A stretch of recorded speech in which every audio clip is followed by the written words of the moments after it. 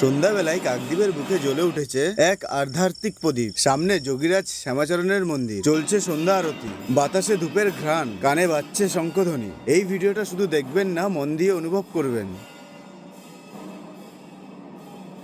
কারণ আজ আমি এসেছি যোগীরাজ শ্যামাচরণের সেই পবিত্র আশ্রমে। সন্ধ্যার আকাশে সূর্যের শেষ আলো যখন হারিয়ে গেল, ঠিক তখনই আমি এসে পৌঁছাই এক অপার্থিব স্থানে, যোগীরাজ শ্যামাচরণের আশ্রমে। এই আশ্রমে ঢুকতেই মনে হলো সময় থেমে গেছে, কেমন যেন এক পবিত্র শক্তি চারপাশে ছড়িয়ে আছে। এই আশ্রম শুধু এক ধর্মীয় স্থান নয়, এটি একটি জীবন দর্শন। যিনি প্রতিষ্ঠা করেছেন সেই যোগীরাজ শ্যামাচরণ, তিনি ছিলেন এক তপস্বী, যোগ সাধনার জীবন্ত প্রতিমূর্তি। যোগীরাজ শ্যামাচরণ মহাযজ্ঞ ও তন্ত্র সাধনার মাধ্যমে আত্মজ্ঞান অর্জন করেছিলেন। তিনি বিশ্বাস করেন ঈশ্বর মানুষের ভিতরেই বাস করেন, খুঁজতে হয় হৃদয়ের গভীরে। আরতি শুরু হতেই গা শিউরে উঠল, ধূপের গন্ধ, শঙ্খের শব্দ আর ভক্তদের সজল চোখে। এই এক মুহূর্ত যেন আমার হৃদয়কে পূর্ণ করে দিল। সেই মুহূর্তকে অনুভব করলাম, ভগবান কোথাও দূরে নয়, তিনি তো এখানে, এই আশ্রমে, এই সন্ধ্যা আরতিতে, প্রতিটি ঢোলের শব্দে। আরতির পর শুরু হলো প্রসাদ বিতরণ।